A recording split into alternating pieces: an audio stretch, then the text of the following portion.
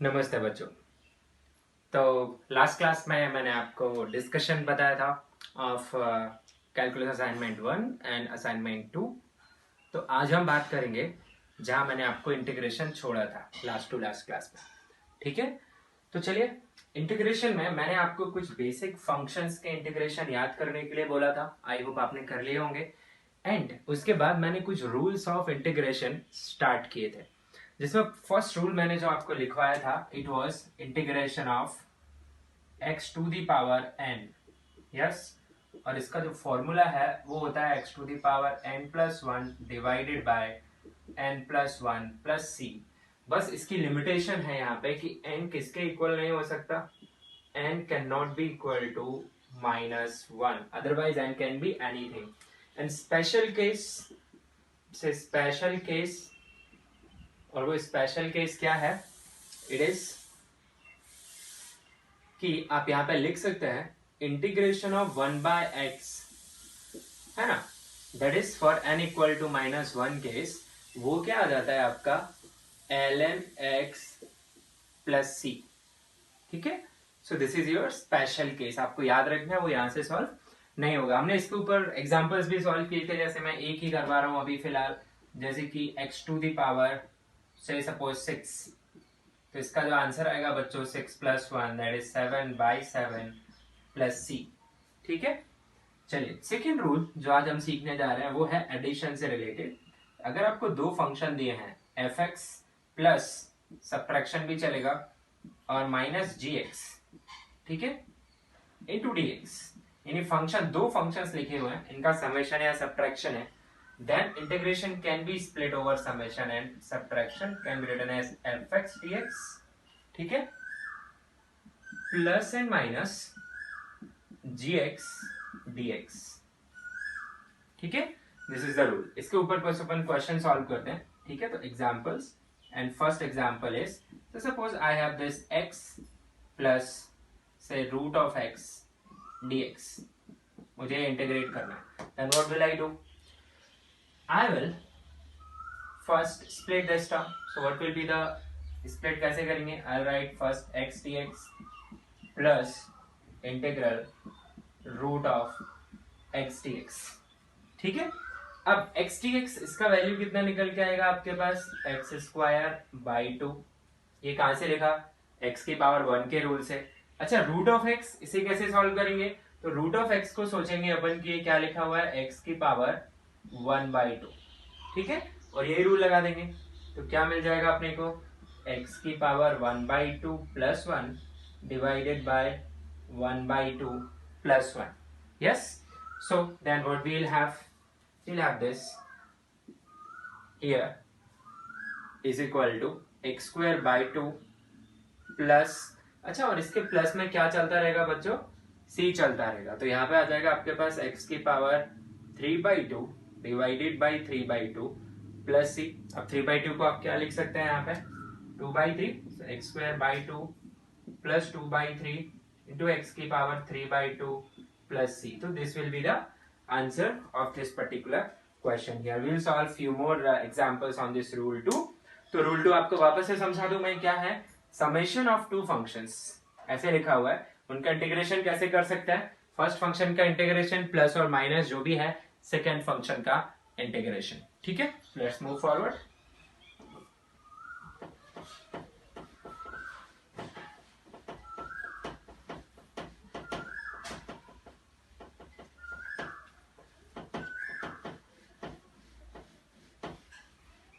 चलिए, तो rule number 2 में ही एक आध एग्जांपल मैं और ले रहा हूं यहाँ पे, जैसे देखिए आप, suppose example number 2, integration of से sine x minus integration of sine x minus sec x tan x dx, ये मेरे से पूछा गया। ठीक है, तो पहले रूल नंबर 2 लगाया, उसके हिसाब से ही क्या बन गया, पहले किसका इंटीग्रेशन कर लो आप, साइन एक्स का, माइनस फिर किसका कर लो, sec x into tan x dx। आपको पता है साइन एक्स का इंटीग्रेशन मैंने लिखवाया है, it is minus cos x.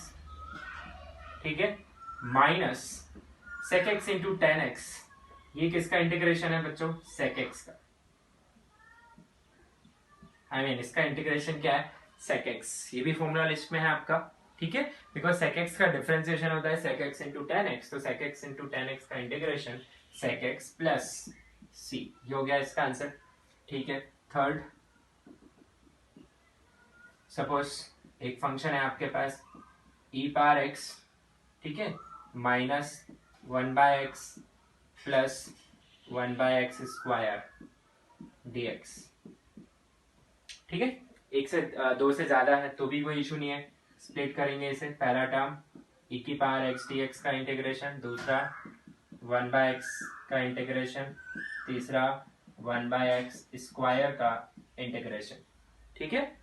तो e की पावर x आपको याद होगा, e की पावर x का डिफरेंशिएशन और इंटीग्रेशन एक खुद ही रहता है, तो इसका आंसर आएगा आपका e की पावर x। दूसरा टर्म स्पेशल केस है, आंसर इज ln x।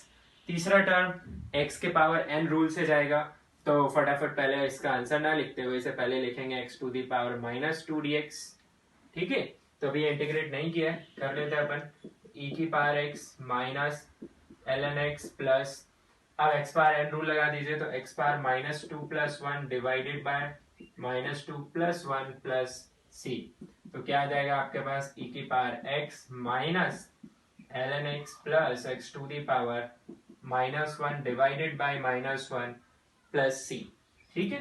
तो यह आ जाएगा आपके पास e की power x minus ln x minus 1/x plus c, तो ये हो जाएगा बच्चों आपका answer, okay, of your third example in this case. तो बिल्कुल ऐसे ही सोचना है हमें। This is the rule number 2। तो चलिए बढ़ते हैं नेक्स्ट रूल नंबर 3 की तरफ, ठीक है।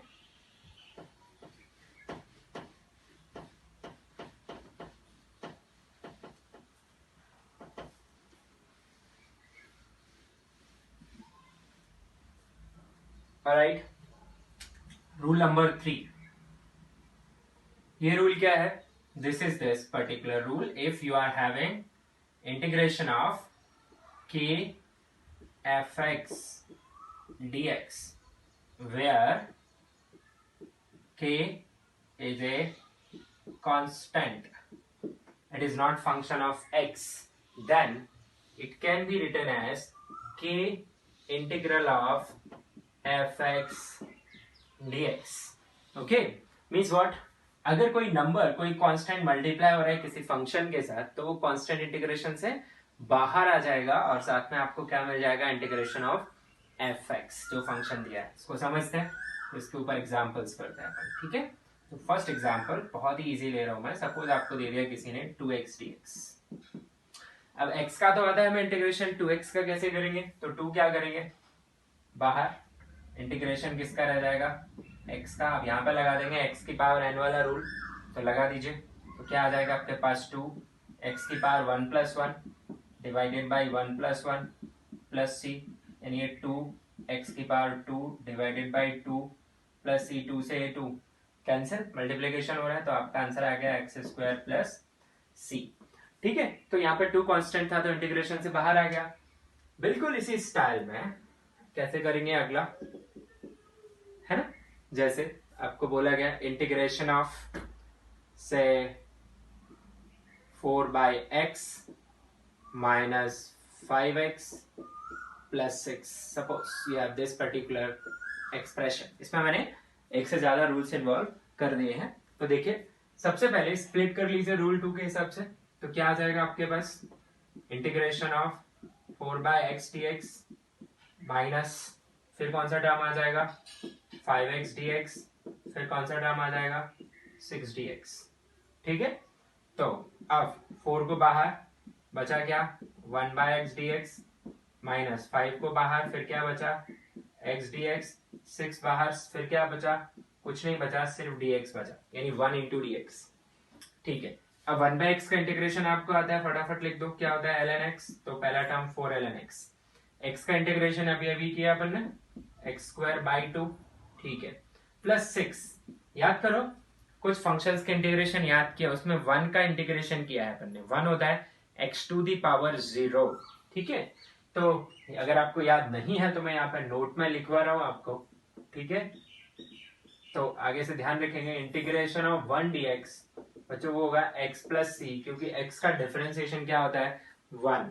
तो यहाँ पे 6, यहाँ पे कुछ नहीं लिखा है तो आप क्या मान सकते हैं 1, तो आप क्या आ जाएगा 6x और साथ में क्या आ जाएगा c। So this is your answer. इसे आप ऐसे लिख सकते हैं 4ln x minus 5x square by 2 plus 6x plus c। तो वेरी सिंपल, इसमें अपन ने दो रूल एक साथ लगा दिए हैं। ठीक है, चलिए और क्वेश्चंस ट्राई करते हैं हम इसी पे।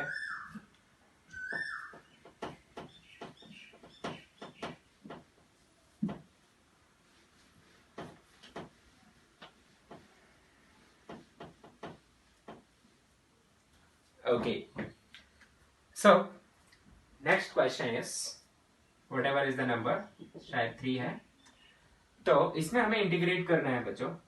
ठीक है, सपोज मैं आपको दे रहा हूं 2 sin x, okay, minus 6 cos x, ठीक है, plus sec square x by 2 plus 5 dx। ठीक है, लेट्स डू इट। तो सबसे पहले रूल नंबर 2, पहला term 2 sin x dx minus दूसरा टर्म 6 cos x dx, तीसरा term 1/2 sec square x dx, चौथा term 5 dx। Okay, I will do one thing, अभी इसे अपन एक अगले स्टेप में लिखेंगे, तो यहीं पर रहने देते हैं 1/2। ठीक है, अब rule number 3, constants out, 2 integral of sin x dx minus 6 integral of cos x dx plus 1/2 integral of sec square x dx plus 5 integral of 1 dx।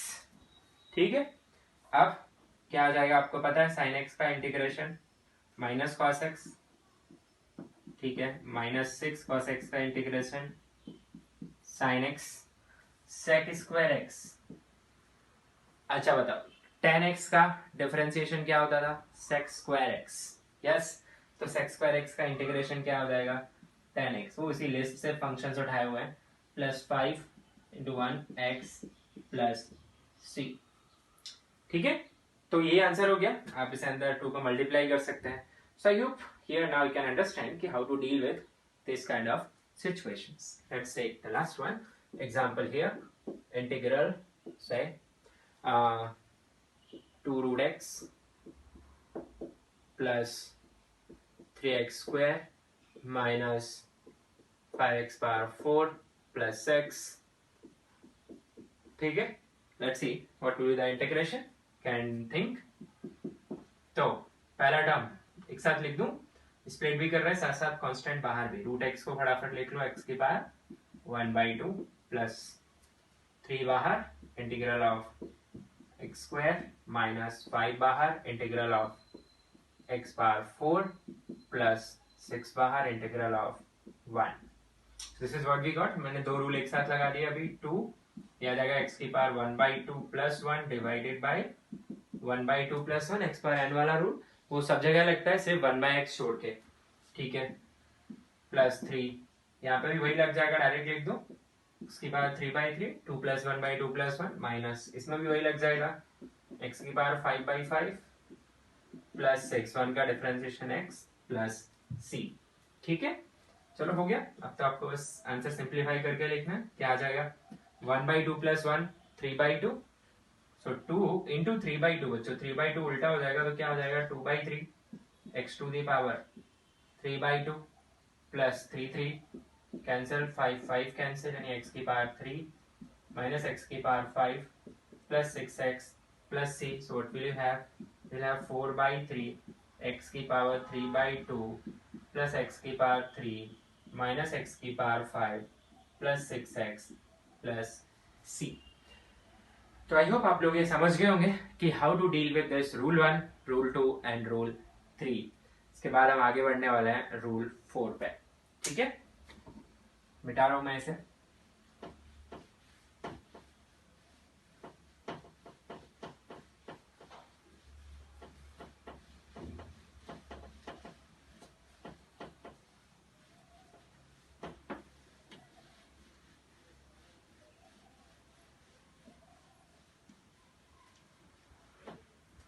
Okay, rule number 4। Rule number 4 क्या है, ध्यान से देखिए। If integral of fx dx is equal to gx plus c, then integral of f of ax plus b dx, where a and b are constants, ठीक है, will be 1 by a integral 1 by a g of ax plus b plus c। It's a theorem in mathematics and आप लोग को पता है कि हम integration as a tool पढ़ रहे हैं, ठीक है। इंटीग्रेशन इतना छोटा नहीं है, डिफरेंशिएशन भी इतना छोटा नहीं है जो हमने खत्म किया। It's a these are vast topics, ठीक है, बट हम सिर्फ उतना ही पढ़ रहे हैं जितना हमें जरूरी है। So there is a proof to this particular thing. मैं आगे बताऊंगा सब्स्टिट्यूशन मेथड में आपको कि प्रूफ कैसे करते हैं, बट इस पार्ट में आपको प्रूफ से ज्यादा इनके एप्लीकेशन पे ध्यान देना है, ठीक है, कि अगर कोई फंक्शन दिया है तो उसका इंटीग्रेशन हम कैसे फाइंड करें।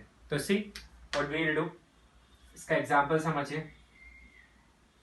जैसे आपको पता है, यू नो sin x का इंटीग्रेशन है, यू नो दिस, क्या होता है, minus of cos x plus C, ठीक है। और मैंने आपसे पूछ दिया find integral of sine of 2x plus 3 dx।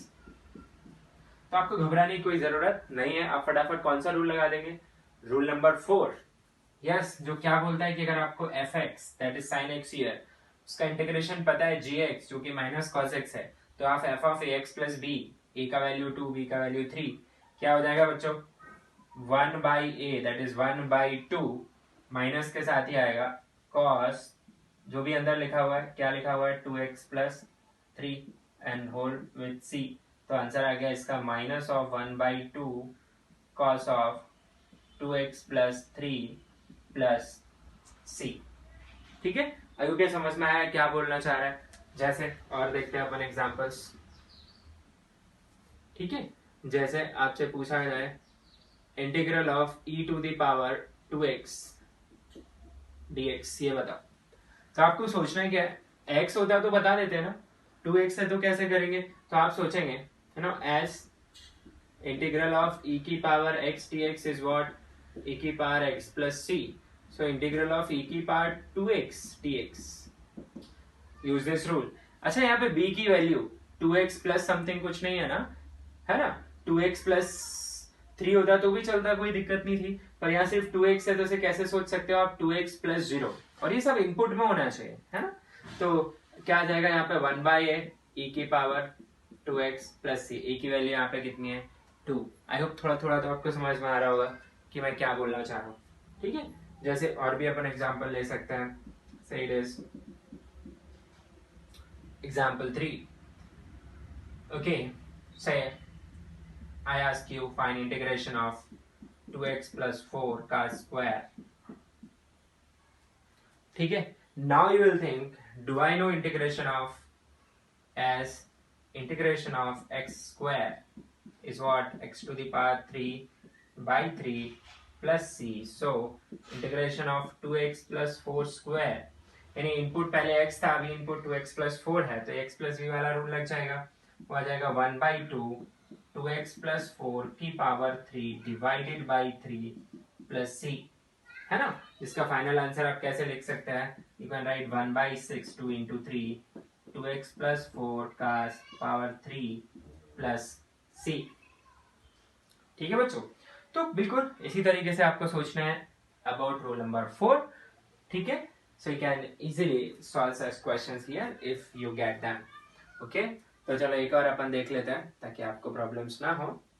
तो सपोज आपको ये पूछा गया है, टेल मी इंटीग्रेशन ऑफ से सम x स्क्वायर प्लस 5 का स्क्वायर, तो can I use this as integration of x square is x cube by 3 plus c, so integration of x square plus 5 dx का square will be equal to, अच्छा coefficient of x square 1 है तो 1 ही रहेगा, will be x square plus 5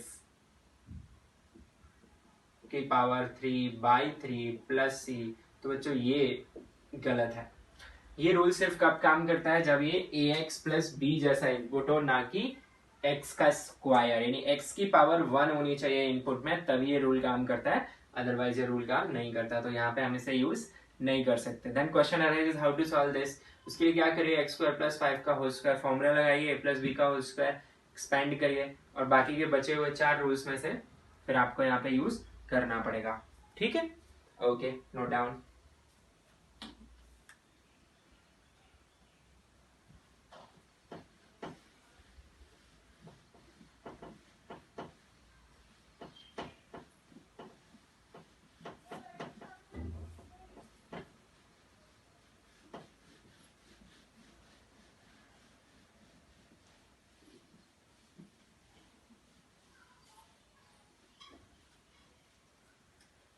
okay बच्चों, तो आपने एक चीज ऑब्जर्व की होगी अभी मेरे एग्जांपल्स में कि मैं जानबूझ के वही फंक्शंस ले रहा हूँ जो मैंने उस लिस्ट में लिखवाए हुए हैं, है ना।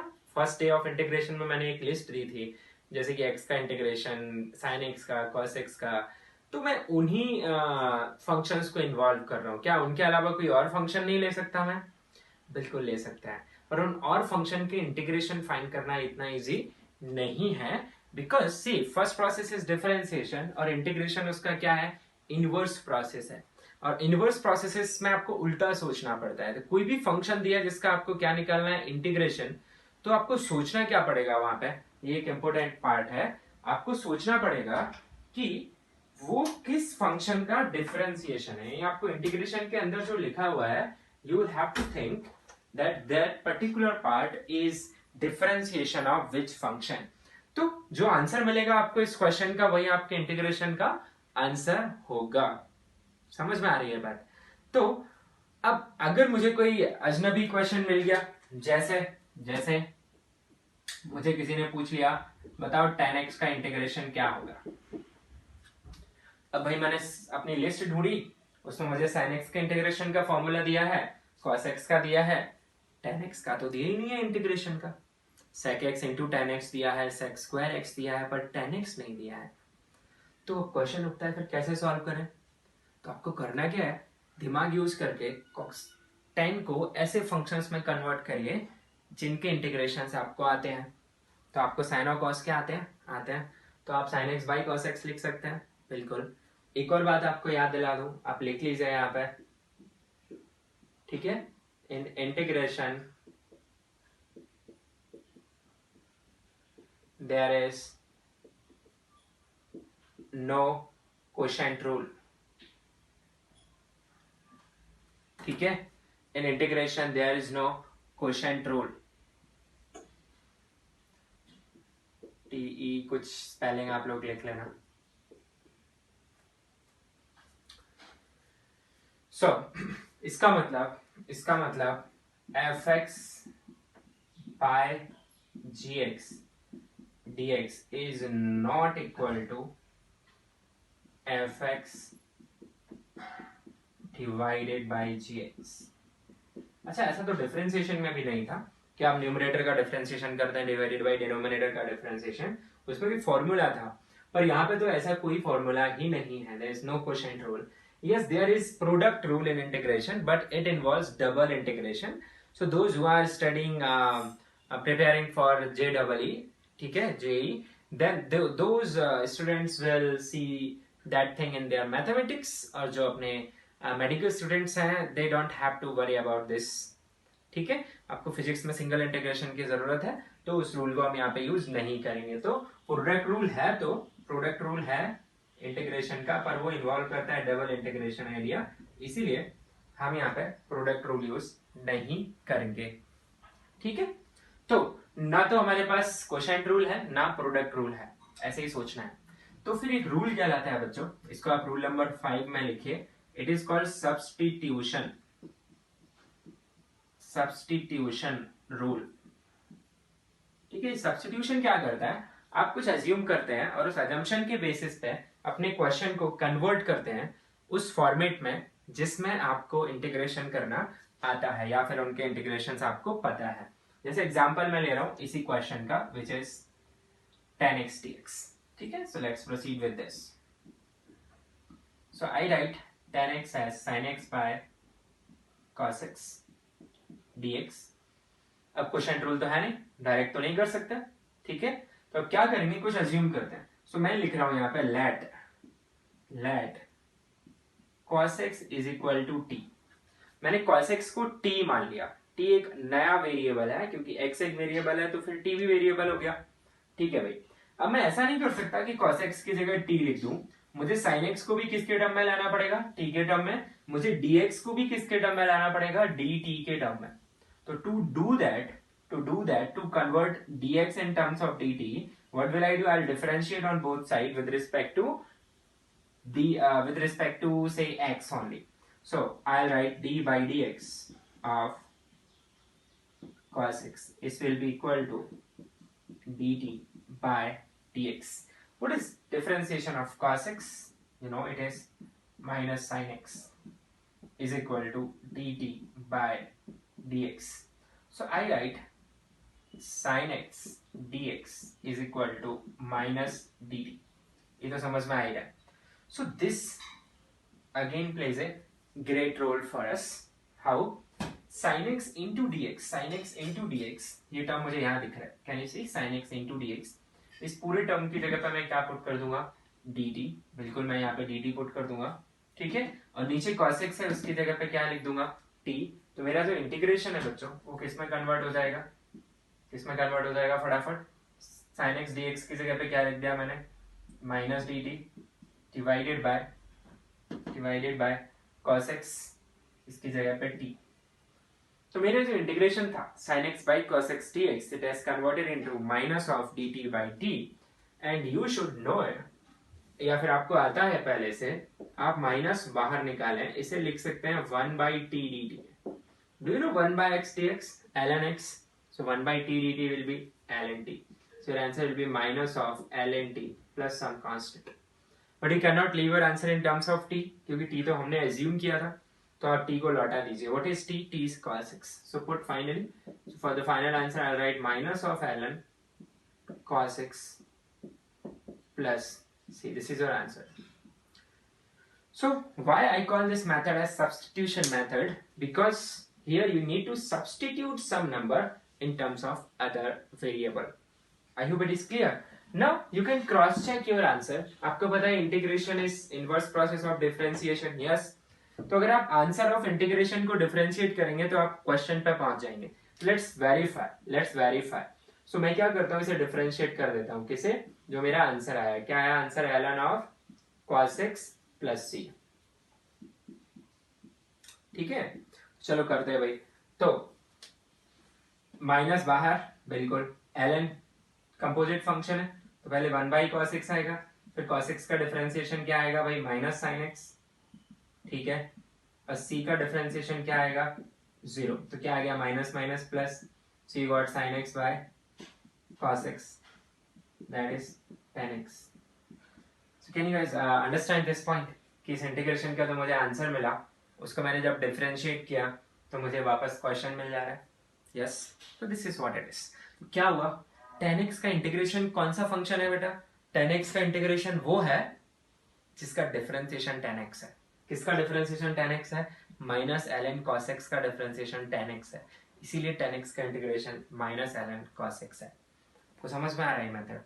तो ये मेथड जरूरी नहीं हर जगह काम कर जाए। आपको करना क्या होगा, क्वेश्चन दिया हुआ है, आप स्टार्टिंग के रूल्स लगाइए, रूल 1, रूल 2, 3, 4, और अगर आपका क्वेश्चन ऑलरेडी उन फंक्शंस के टर्म में आ जाता है जिनके इंटीग्रेशन आपको याद है, then it's well and good. नहीं आता है, then it will be your last try, the substitution rule, and there's a huge scope for the application of this rule, पर मैं बहुत डिटेलिंग में नहीं जाने वाला हूँ। जैसे जैसे फिजिक्स आगे बढ़ेगी उसमें जहां जहां जरूरत पड़ेगी हम सीखेंगे। बस हमें बैक ऑफ द माइंड याद होना चाहिए कि सब्स्टिट्यूशन रूल जैसा कुछ होता है जिससे हम क्या कर सकते हैं, integration.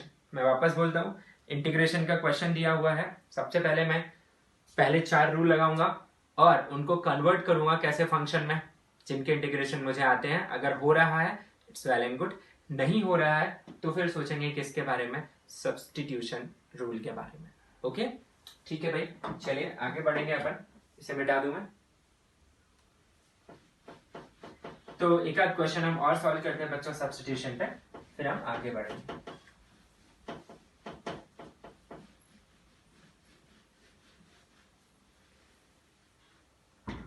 So my next question on substitution is integration of, say I have x divided by root of x square minus 5 dx. Okay, इसी मुझे सॉल्व कर रहे हैं। नाउ बिग क्वेश्चन, ये ऐसा तो है नहीं पुराने जैसा कोसेट रूल लगेगा नहीं, चेन रूल जैसा कुछ नहीं होता है यहाँ पे इंटीग्रेशन में। Then what to do, the remaining is substitution only. ठीक है, ओवर द एक्सपीरियंस, जैसे जैसे आप एक्सपीरियंस होते जाते हैं वैसे वैसे क्वेश्चन देख के पता चल जाता है कि आपको क्या करना है। ठीक है, सो एनीवे, तो सब्स्टिट्यूशन यूज करेंगे। एक ट्रिक है जिससे सब्स्टिट्यूशन पहचाना जा सकता है, वो ट्रिक क्या है देखो, अगर आपको ऐसा दिखा देखे fx, ठीक है, into f dash x। Okay, मतलब आप जो अज्यूम कर रहे हैं, आप जैसे भी अज्यूम कर रहे हैं, या फिर इसको ऐसे सोचने से टफ हो जाएगा, एग्जाम्पल से समझिए, आप जो भी टर्म अज्यूम कर रहे हैं उसका डिफरेंशिएशन किसके साथ देखना चाहिए बच्चों, dx के साथ। आई अगेन रिपीट, आप जिस भी टर्म को पुट करेंगे कुछ, उसका डिफरेंशिएशन किसके साथ देखना चाहिए, dx के साथ। जैसे देखिए मैं यहाँ क्या करने वाला हूँ, I'll use substitution method. So let x square minus 5, ठीक है, this particular term as p square। मैं जानबूझ के p square ले रहा हूँ क्योंकि इस पे क्या लिखा हुआ है, स्क्वायर रूट। अब करते हैं इसका डिफरेंशिएशन, क्योंकि मुझे dx को भी रिप्लेस करना है। तो डिफरेंशिएशन किया तो x स्क्वायर का कितना आया 2x, 5 का कितना आया 0, इसका कितना आया 2p, और साथ में क्या आएगा dp बाय dx। दोनों साइड डिफरेंशिएट किया x के रिस्पेक्ट में। चलो भाई 2 से 2 कैंसिल हो गया, क्या मिला आपको, x dx को इधर ले आइए तो आ गया x dx is equal to p dp। Now good thing is आपको x dx मिल रहे हैं, x dx है क्या यहाँ पे, हाँ है। ठीक है, तो आपको क्या सोचना है, आपको सोचना है किस टर्म को मैं p अज्यूम करूं। ठीक है, तो आपको प्रॉपरली सोचना है। यहाँ पे मैं अगर x को p अज्यूम कर लेता, if I consider x as p, then question solve नहीं होता। जैसे जैसे गलत assumption क्या हो सकता था, let x is equal to p, then what will you have, dx by dx 1, dp by dx।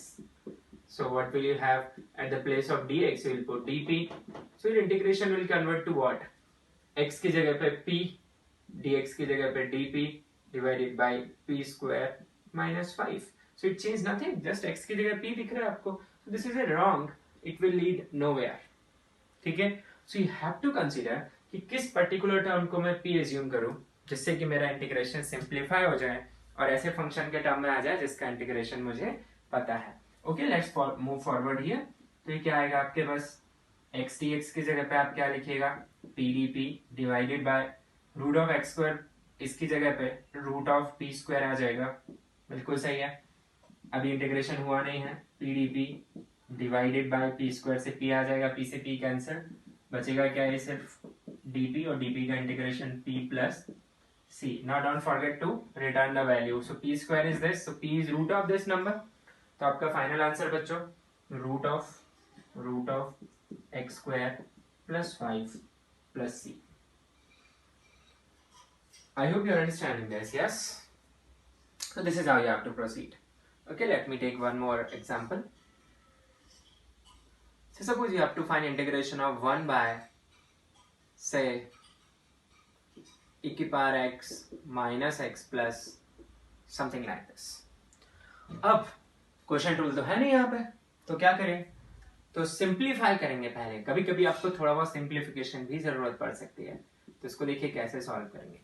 ठीक है, तो इसे सिंप्लीफाई कैसे करेंगे, पहले अपन e की पावर माइनस एक्स को लिखेंगे 1 by e की power x minus 1 dx। I am sorry, it's not plus c, ये dx है। तो क्या आ जाएगा आपके पास 1 by 1 माइनस e की पावर x by e की पावर x dx। तो क्या आ जाएगा बच्चों, ये आ जाएगा e की power x divided by 1 minus e की पावर x। ठीक है, अब ये सॉल्व होने की कंडीशन में आ गया है, क्योंकि अगर मैं 1 माइनस ई की पावर x को p मान लूं तो इसका डिफरेंशिएशन e की पावर x ऊपर लिखा हुआ है। Let's proceed. See now let 1 minus e की power x is equal to p। So 1 का डिफरेंशिएशन 0, e की पावर x का e की पावर x, p का dp बाय। अब यहाँ पी स्क्वायर मानने का कोई सेंस नहीं है। इस जगह पी स्क्वायर क्यों माना था? क्योंकि यहाँ पे क्या था? स्क्वायर रूट था। या फिर आप ऐसे सोच लें कि root of x square minus 5 को मैंने क्या माना था? p, जिसका मतलब एक्स स्क्वायर माइनस 5 क्या था? P square. ठीक, फिर आगे प्रोसीड। एक ही बात। तो ये क्या आ गया मेरे पास? माइनस ऑफ e की power x into d x is equal to d p. तो e की power x into d x is equal to minus d p. वापस चेक करिए, मैं यही चाह रहा था कि मुझे कुछ ऐसे टर्म को p मानना है या t मानना है जिसका डिफरेंशिएशन कहाँ लिखा हो? ऊपर dx के साथ। So I got this. Now let's put it. My integration will convert into minus of dp divided by 1 minus e power x, इसकी जगह पे क्या लिखेंगे? p। So I'll get minus out 1 by p dp. Once again answer will be what? My answer will be minus of ln p plus c. ठीक है, so p की जगह पे अपन क्या पुट कर देंगे? So it will be minus of ln p is 1 minus e power x plus c. So this will be your answer. So this is how you have to solve the questions. मैं वापस बता रहा हूँ आप लोगों को कि ये बात, ये मत सोचना कि आप कोई भी बुक उठाएंगे, है ना, मैथमेटिक्स की इंटीग्रेशन की, और आप इंटीग्रेशन सॉल्व करने लग जाएंगे। No, there is a lot to this particular thing. Integration, methods of integration बहुत इन्वॉल्विंग टॉपिक है। ठीक है, और कैलकुलस में आपको डिटेल में सिखाया जाएगा मैथमेटिक्स में, और मेडिकल वालों को बिल्कुल डीप में जाने की जरूरत नहीं है। You don't have mathematics anyway.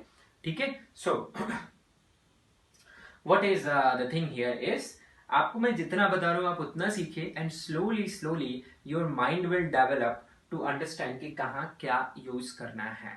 ठीक है, तो अभी डरेंगे नहीं। अगर आपको कोई नया क्वेश्चन दिखता है इंटीग्रेशन पर और समझ नहीं आ रहा है, just face it as a challenge and you can ask it and then learn the method. Okay, so this is how you have to deal with the questions on integration. All right, and this is जो हमने अभी solve किया है वो कहलाता है आपका indefinite integration. ठीक है, इसके बाद आता है बच्चों डेफिनिट इंटीग्रेशन। तो चलिए उसके बारे में भी अभी हम देखते हैं, फिलहाल आप इसे नोट करिए।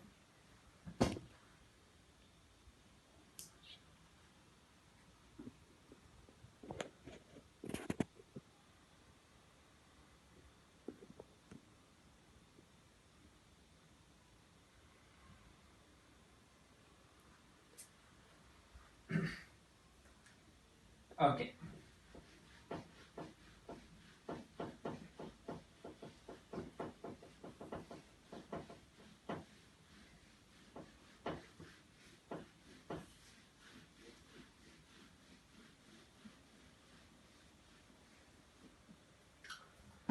चलिए आगे बढ़ते हैं and let us understand what is definite integration.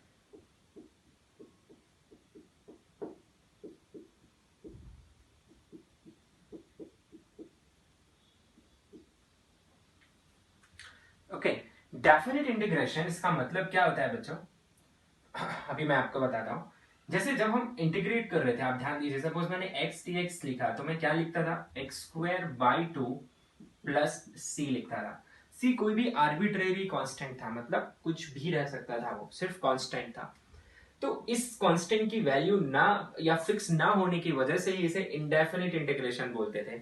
अब बाई चांस अगर मुझे ये पता चल जाए कि ये सी क्या है, ठीक है, if I get to know what is the c, then I will call it as definite integration.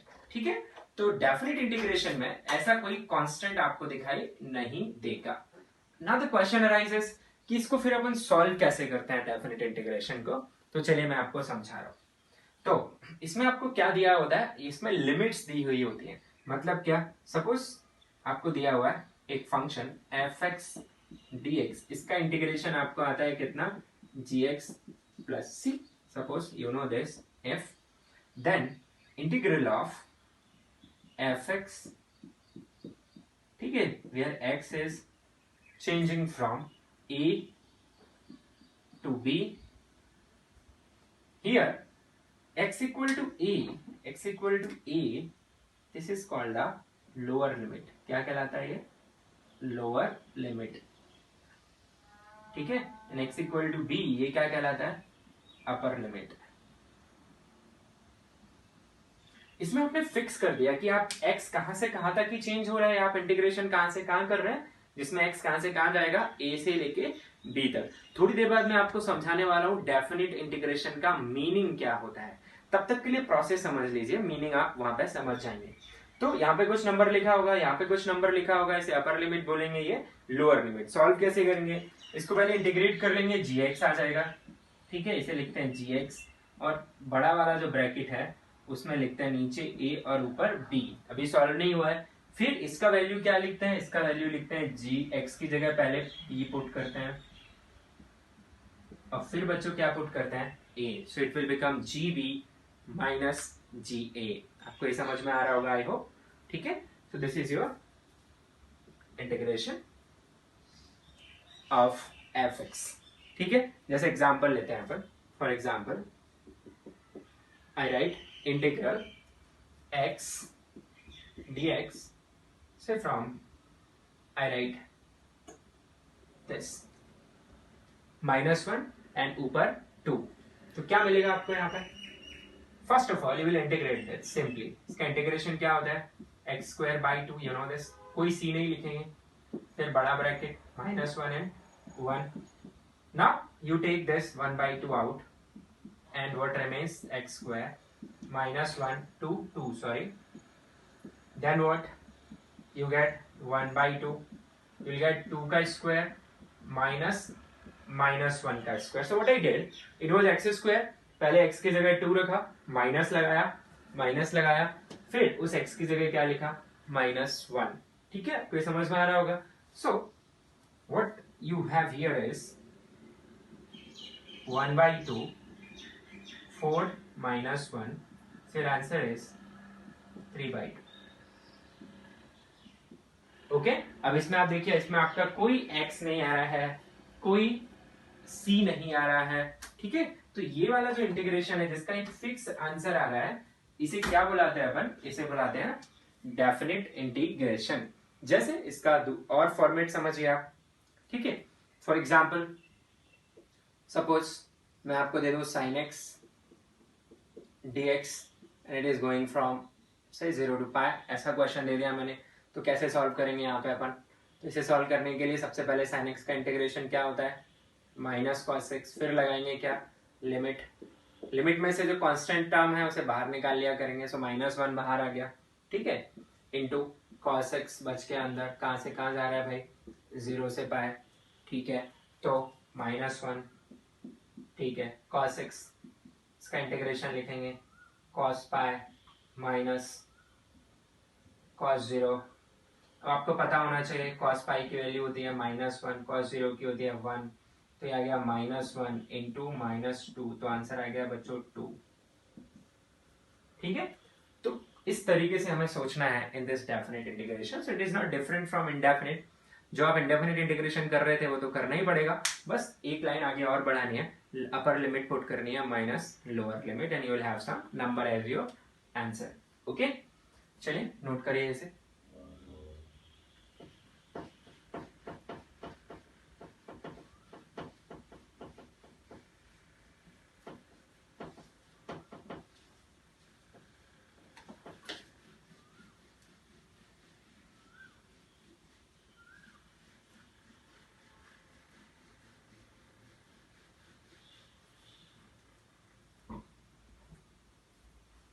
Now एक इंपोर्टेंट इंटीग्रेशन है, वो मैं आपको बताना चाहूंगा, जो फिजिक्स में काफी आता है. ठीक है, और वो है suppose integral of sine square x. ठीक है, इसी स्टाइल में कॉस स्क्वायर एक्स भी आ सकता है. तो साइन स्क्वायर एक्स, इसे कैसे इंटीग्रेट करते हैं. ठीक है, इसे इंटीग्रेट करने के लिए हमें ट्रिग्नोमेट्री की जरूरत पड़ती है. इसे आप याद रखेंगे इसके इंटीग्रेशन को. ठीक है, सो कैसे करते हैं इसे सॉल्व. इसके लिए आप यूज करते हैं cos 2x फॉर्मूला याद करिए, cos 2 theta in terms of sine it was 1 minus 2 sin square theta. ठीक है, so what you do, sine square की जगह ये वाला टर्म पुट करना है, तो साइन स्क्वायर को इधर ले आते हैं अपन और इस cos को उधर ले आते हैं, तो ये आ जाएगा 2 sin square x is equal to 1 minus cos 2x. फिर sin square x will become 1 minus cos 2x divided by 2. अब क्या करेंगे, ये टर्म यहाँ पुट करेंगे भाई, तो मेरा ये जो इंटीग्रेशन था क्या था, sin square x, ये कन्वर्ट हो गया 1 minus cos 2x by 2. The good thing is इसमें कोई स्क्वायर और क्यूब के टर्म नहीं है, ये प्लेन सिंपल है जिसे हम सॉल्व कर पाएंगे, इसे आप लोग सॉल्व कर सकते हैं. ठीक है, तो क्या मिलेगा अगर हम आगे सॉल्व करें, तो पहला टर्म का इंटीग्रेशन 1/2 का करना पड़ेगा. ठीक है, minus integration of 1/2 into cos 2x.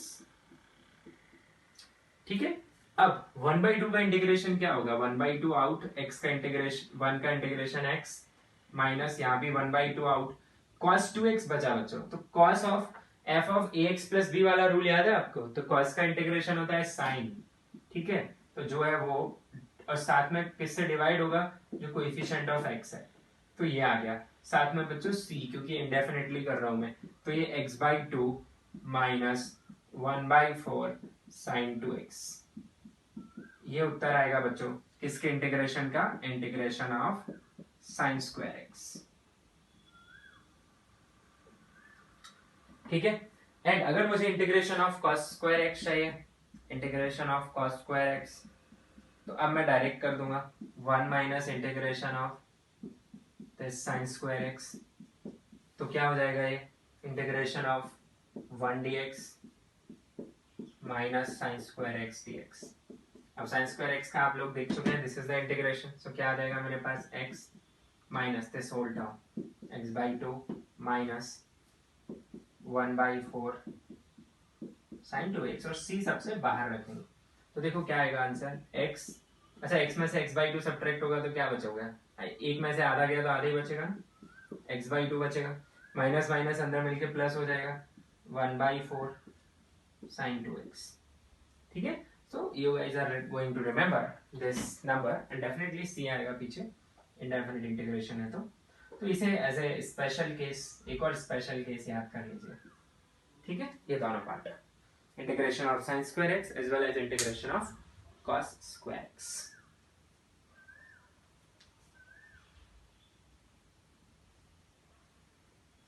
Alright, चलिए मिटा दो इसे.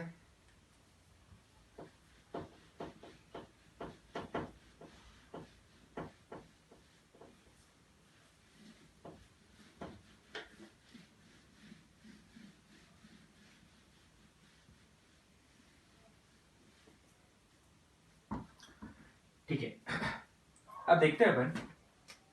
सो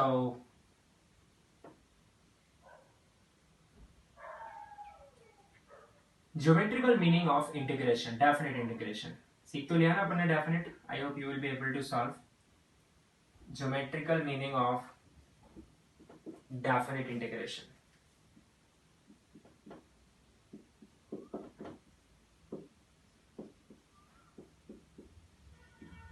ठीक है, तो डेफिनेट इंटीग्रेशन का ज्योमेट्रिकल मीनिंग हमें समझना है कि क्या होता है. ओके भाई, तो क्या है definite integration, it is fx dx from some limit a to b, x1 x2 भी लिख सकते हैं, कोई इशू नहीं. This is your definite integration. इसकी कुछ वैल्यू निकलती है, इसे मैंने i लिख दिया. What is this, let us understand. उसके लिए मुझे चलना पड़ेगा fx के ग्राफ पे. ठीक है, ये मेरा fx है और ये x है.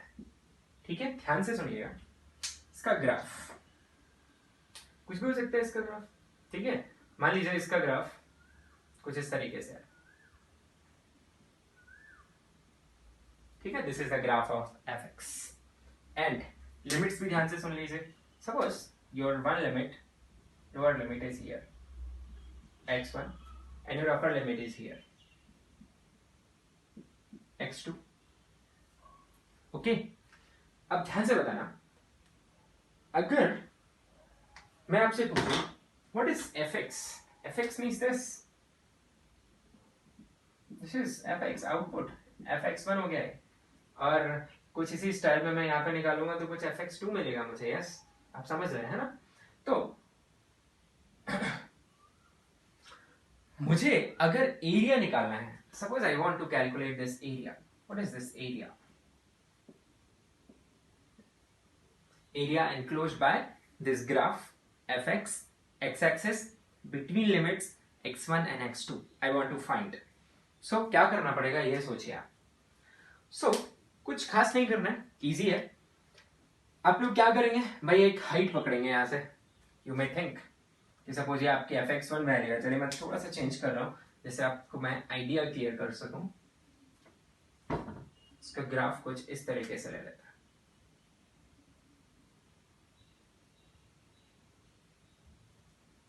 ठीक है, ताकि मेरा जो fx2 है उसे मैं ऊपर दिखा सकूं। अभी दोनों एक ही लेवल पे आ रहे थे, तो ये हो जाएगा बच्चों फिर मेरे लिए fx2 यहां पे, ठीक है। मुझे चाहिए ये एरिया, टोटल एरिया। कैसे निकालोगे भाई? तो कोई सोच सकता है कि हाइट इंटू ब्रेड्थ कर दो, एरिया तो यही होता है, पर वो तो रेक्टेंगल का एरिया होता है। तो क्या मैं एरिया, ये जो एरिया मैंने ए लिख रहा हूं यहाँ पे, क्या मैं इस एरिया को ये लिख दूं? आप ध्यान से सोचते रहिए। Can I right fx1 multiplied with x2 minus x1? Let me define here a number. Let delta x is x2 minus x1. What is x2 minus x1? Is this is x2 minus x1 from here to here. Yes, this is x2 minus x1. So is this correct? Let us see what it is. fx1 तो एक height हो गई ना बच्चों, this is fx1, y axis पे जो आप देख रहे हैं, and fx1 into delta x is this area, this जो ग्रीन वाला दिखा रहा हूं मैं, जो ग्रीन से मैं जो एरिया बना रहा हूं, ये कौन सा एरिया है? ये तो A1 है, A नहीं है, दिस इज A1। भाई इसमें तो इतना सारा एरिया छूट गया, तो गलत है। I cannot write A as fx1 into this. Somebody may argue, okay, why don't you write this? fx2 into x2 minus x1। भाई डिनाई तो नहीं कर सकते इसको हम, बट हाँ ये भी A नहीं है। इसमें क्या हो रहा है, इसमें आपका फालतू का ये एरिया एक्स्ट्रा आ रहा है। Let me tell you what is this. इस केस में आपकी हाइट कितनी हो जाएगी? ये till fx2, and what will be this area? This area will be this। देखना रेड वाला, ये बड़ा रेक्टेंगल जो है उसका एरिया। इसमें कौन सा एक्स्ट्रा आ रहा है जो एरिया मैं चाहता हूं? मेरा एरिया चाहिए मुझे which is covered under this boundary, under this boundary। ये बाउंड्री देख रहे हैं आप ग्राफ की? मुझे चाहिए एरिया जो इसके अंदर आ रहा हो, तो इसमें एक्स्ट्रा एरिया कितना आ रहा है? This is the extra, this is extra, समझ रहे हैं? तो अगर मैंने fx2 इंटू डेल्टा एक्स लिखा तो मुझे एक्स्ट्रा एरिया मिल रहा है। fx1 इंटू डेल्टा एक्स लिखा तो मेरा एरिया छूट जा रहा है। कितना छूट रहा था बच्चों? ये वाला पार्ट छूट रहा था। इसका मतलब सबसे पहली बात तो कि fx into delta x area बताता है, और यहां पे भी वही लिखा हुआ है। fx इंटू डेल्टा एक्स की जगह क्या लिख दिया है? dx। dx is a very small thing. चलिए मैं इस डायग्राम को मिटा के एक दूसरा डायग्राम बनाना चाहूंगा, ठीक है? आप लोगों को ये बनाने की जरूरत भी नहीं है, मैं सिर्फ समझाने के लिए बनाया हूं।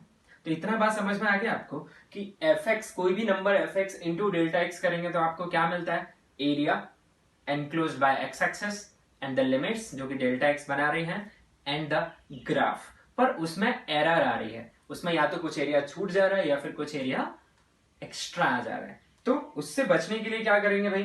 देखते हैं।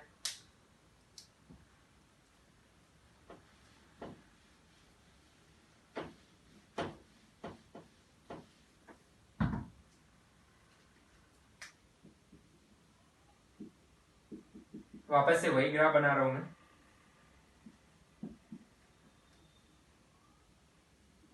कुछ वैसा ही, और ये अपनी लिमिट्स है x1 and here it is x2। ठीक है, अब fx dx का क्या मतलब है, ध्यान से देखिएगा। ये आपका fx1 है और ये आपका fx2 है। ठीक है, अब what is the meaning of fx dx? अभी पुराने डायग्राम में या तो एरिया एक्स्ट्रा आ रहा था या फिर एरिया क्या हो रहा था, कम आ रहा था। तो आप अगर एक काम करें कि पूरा एक साथ निकालने की बजाय इसे छोटी छोटी स्ट्रिप्स में बांट दें।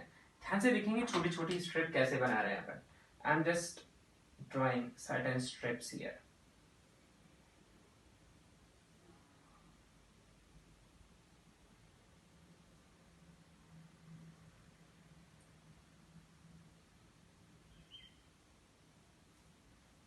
ठीक है, मैंने कुछ फाइनाइट नंबर ऑफ स्ट्रिप्स में इसे बांट दिया और हर स्ट्रिप की कुछ लंबाई है, हर स्ट्रिप की कुछ लंबाई है।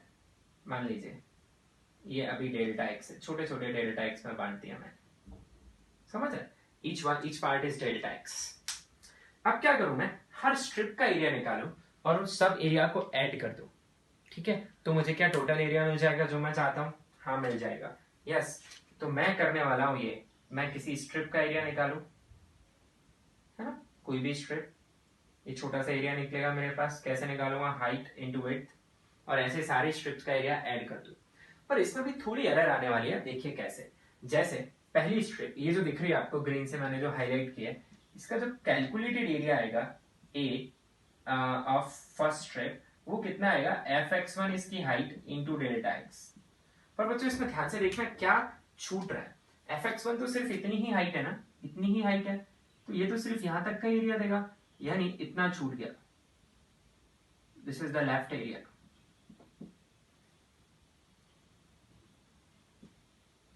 छूट गया ये, ठीक है, लीव हो गया ये वाला पार्ट। वैसे ही दूसरी वाली स्ट्रिप में जाएंगे, है ना, तो उसमें यहां तक का एरिया आएगा, ये लीव हो जाएगा। तीसरी स्ट्रिप में जाएंगे तो ये लीव हो जाएगा। चौथी स्ट्रिप में जाएंगे तो ये लीव हो जाएगा। पांचवी स्ट्रिप में जाएंगे तो ये लीव हो जाएगा। छठवीं स्ट्रिप में जाएंगे तो ये लीव हो जाएगा। सातवीं स्ट्रिप में जाएंगे, आठवीं स्ट्रिप में जाएंगे तो ये एक्स्ट्रा आ जाएगा। समझ रहे हैं मेरी बात को, है ना? और नौवीं स्ट्रिप में जाएंगे तो ये एक्स्ट्रा आ जाएगा। ठीक है, तो ये दो पार्ट एक्स्ट्रा हैं, एक्स्ट्रा पार्ट, और ये सारे के सारे लेफ्ट पार्ट हैं। यानी मैं अगर सीधा सीधा क्या करूं, ध्यान से बस देखते जाइए यार। मैं यहाँ पे अगर टोटल एरिया को कैसे लिखूंगा, a is equal to a1 plus a2 up to से an। घबराइए मत, बिल्कुल इजी है। आप इस स्ट्रिप का एरिया निकाल रहे हैं, फिर इसका निकाल रहे हैं, फिर इसका निकाल रहे हैं, बहुत सारी स्ट्रिप्स का एरिया निकाल रहे हैं। मान लो आपने उसे n स्ट्रिप्स में बांट दिया, ठीक है। तो पहली स्ट्रिप का एरिया आप क्या लिखोगे? f of x1 into delta x. दूसरी स्ट्रिप का एरिया क्या लिखोगे? f of x1 plus delta x into delta x। What is x1 plus delta x? Basically this number, ये हाइट मिल रही है ना आपको, यहाँ से लेके ये जो है ये हाइट है, ये कैसे निकलेगी आपकी? इस पॉइंट का x वैल्यू कितना है? x1 प्लस डेल्टा x, तो इसके करस्पॉन्डिंग हाइट कितनी आएगी? f of x1 plus delta x। इसके करस्पॉन्डिंग हाइट कितनी आएगी? यहाँ पे आपके वैल्यू ऑफ x कितनी हो चुकी है? यहाँ पे it is x1 plus 2 delta x। तो अगला टर्म क्या लिखोगे आप? f of x1 plus 2 delta x into delta x।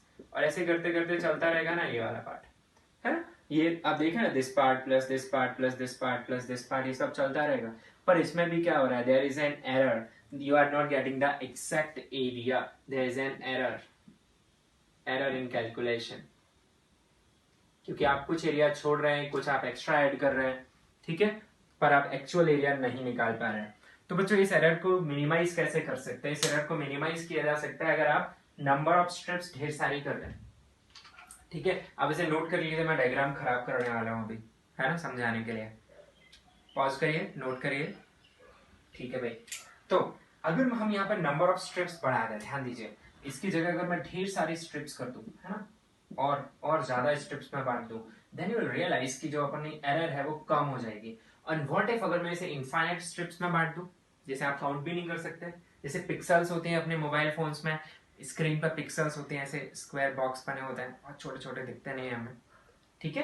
Calculators में भी ऐसा होता है। तो व्हाट विल हैपन कि इनफाइनाइट स्ट्रिप्स में अगर मैंने बांट दिया तो हर दो स्ट्रिप के बीच का जो गैप है बच्चों, वो डेल्टा एक्स से कम होके क्या रह जाएगा फिर dx। यस, यानी अब आप जो एरिया निकालेंगे टोटल, वो एरिया क्या आने लगेगा आपको, area will be fx into dx और इसका समेशन, है ना, सिग्मा समझते हैं ना आप, सिग्मा मीन समेशन। आप fx dx ऐड करेंगे and continuous summation is integration. Integration का मतलब होता है कंटिन्यूअस समेशन, बहुत छोटे छोटे छोटे छोटे छोटे ढेर सारे नंबर्स का एडिशन करना। तो ये fx dx बहुत छोटे छोटे एरिया है, पर कितने हैं, ढेर सारे। और वही हमें कौन दे देगा, this particular term integral fx dx। So what is the geometrical meaning of this integral fx dx from x1 to x2? I'm going to write here, it represents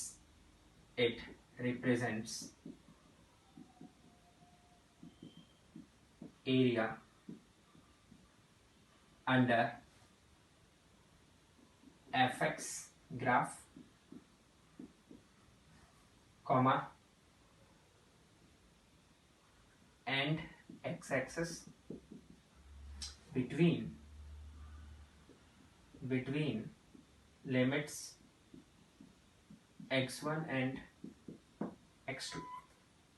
यानी कि किस किस के बीच का एरिया, fx के ग्राफ, x एक्सिस और x1 x2 जो limit है उनके बीच का जो एरिया है वो यहां से हमें मिल जाता है। ठीक है, so it's nothing, integration is nothing but the continuous summation. So let me illustrate on the graph. मैं ग्राफ मिटा दे रहा हूं अभी। सो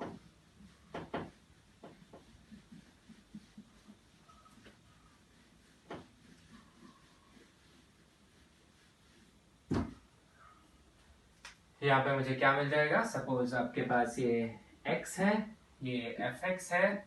आपको अगर ये अभी वाला पार्ट समझ नहीं आया है तो चिंता ना करें, ठीक है, I just tried but it is logical. Okay, आपको क्या ध्यान क्या रखना है क्वेश्चन सॉल्व करने के लिए कि इससे जो आंसर निकलता है वो क्या होता है। तो हमारा ग्राफ कुछ इस तरीके का मैंने लिया था, ये मेरा x1 था, ये x2 था, ठीक है, दिस वाज x2। तो this area, the graph, this is the graph, first boundary in limits के बीच में, second boundary x axis, third boundary x1 वाली लाइन, फोर्थ बाउंड्री ये। तो एज इट इज ये जो एरिया आ रहा है बच्चों, complete this area, this particular area, this area is equal to the integration which is fx dx from x1 to x2। ठीक है, so this is the geometrical meaning of definite integration। ठीक है, what is geometrical meaning of definite integration? It represents area under the graph, x-axis and limits। What was geometrical meaning of differentiation? First differentiation, it represents slope of tangent drawn to the curve। Second differentiation, it talks about concavity of the graph। So these are the geometrical meaning associated with these calculus parts। ठीक है भाई, तो चलो इसे note कर लो। And at the end आपको ये ध्यान रखना है कि ये क्या बताता है, area under fx and x axis between limits x1 and x2। ठीक है,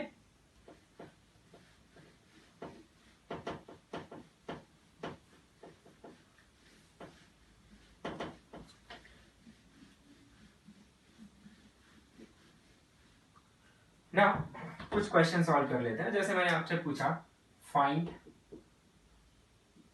area enclosed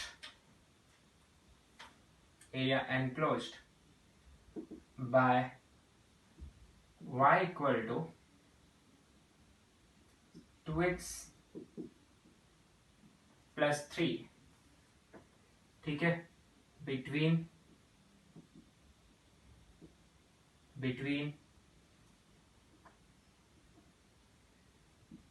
x axis and y axis।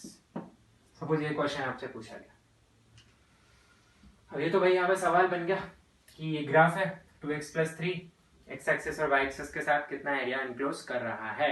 इसमें तो लिमिट ही नहीं दी है इसने, तो पहले लिमिट फाइंड करेंगे। तो क्या करेंगे, अपन को आता है स्ट्रेट लाइन ग्राफ होगा, फटाफट ग्राफ बनाते हैं। x एक्सिस हो गई, y एक्सिस हो गई, ठीक है। ग्राफ कैसे बनेगा, आपको y इंटरसेप्ट तो सीधा सीधा ही 3 मिल गया ना, तो y intercept is 3।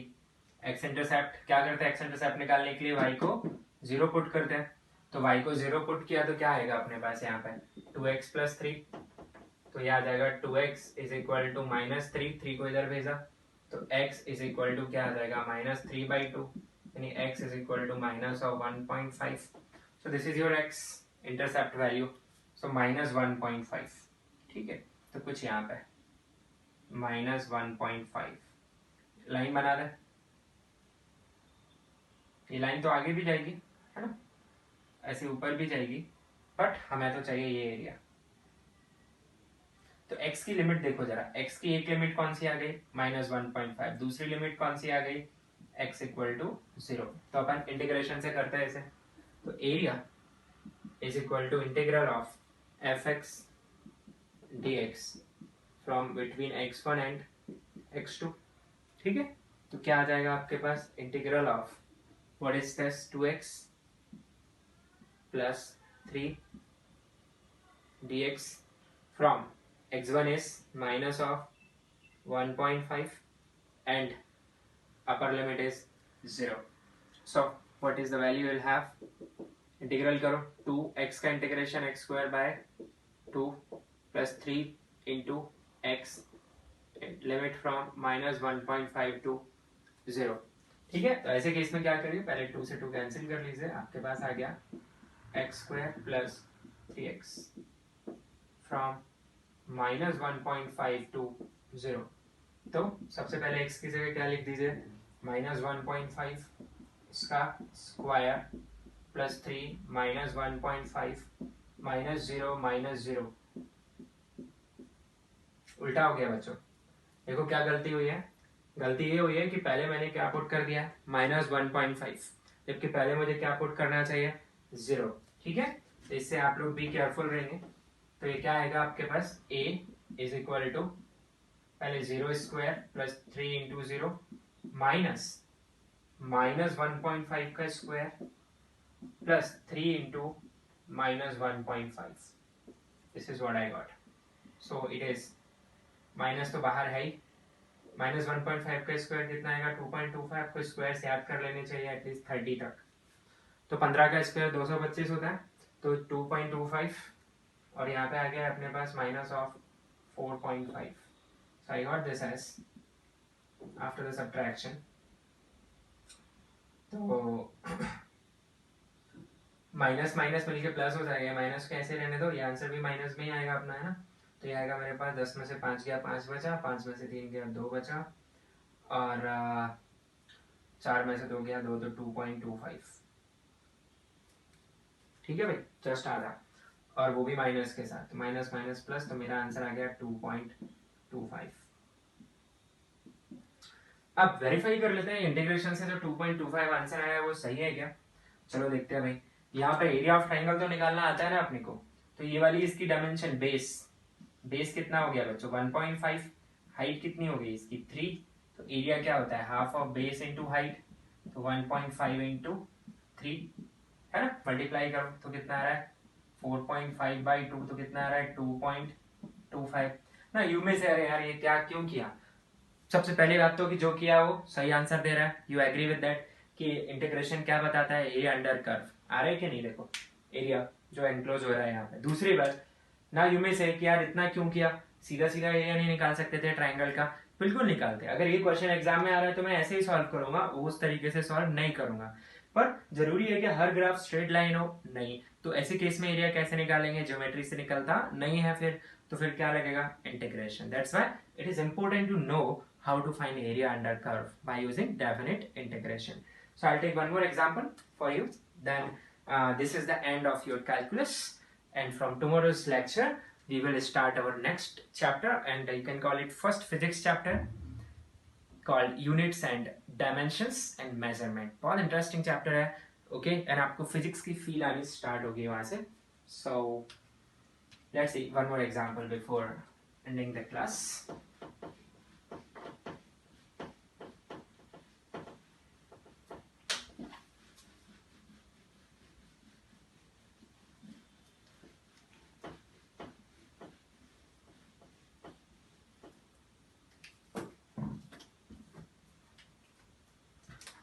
So here question is, you have this function y equal to sin x. Find area enclosed, okay, by y equal to sin x from x equal to 0 to x equal to pi and default unit is radian. ठीक है, तो आपको याद दिला दूं, आपको graph मैंने बनवाया था sin x cos x का, ठीक है, तो याद होने चाहिए sin x और cos x के ग्राफ्स आपको। तो sin x का ग्राफ कुछ इस तरीके का था, ये पाई था और ये 0 था। So I am asking this area, how much is this area? So how will you calculate this area? To do that, just write integral sin x dx from, you know, sin x integration is minus cos x, ठीक है। सो क्या आएगा आपके पास? Minus out cos of pi minus cos of 0. So what will you have? Minus out cos of -1, cos pi का value cos 0 का 1, तो ये माइनस ऑफ -2 यानी कि 2 यूनिट्स। यूनिट डिपेंड करेगा x मीटर में, y मीटर में, तो मीटर स्क्वायर आ जाएगी एंड सो ऑन। तो ये जो एरिया, कितना एरिया एनक्लोज कर रहा है? 2 units between your 0 to pi, this particular function called sin x, ठीक है। चलिए sin x का एक और एरिया निकाल के देखते हैं, जो कि पाई से 2 पाई के बीच में। इसी का सेकेंड पार्ट मान लीजिए आप, ठीक है। This is first part. Second part is area enclosed by y equal to sin x between x equal to pi and x equal to 2 pi. Means ये 2 pi है, तो लिमिट से चेंज होगी सिर्फ। क्या लिखोगे आप इस एरिया को? Integral of sin x dx from pi to 2 pi। तो करता है sin x का इंटीग्रेशन माइनस cos x, कहाँ से कहाँ? पाई से 2 pi, minus out cos of 2 pi minus cos of pi. तो cos 2 पाई की वैल्यू कितनी आएगी? cos 2 पाई की वैल्यू आएगी 1, cos पाई की वैल्यू कितनी आएगी? -1, so I got 1 plus 1, so I got -2. Now what this minus indicates here is that area is enclosed below. This is our second area. ठीक है? So negative. If area is enclosed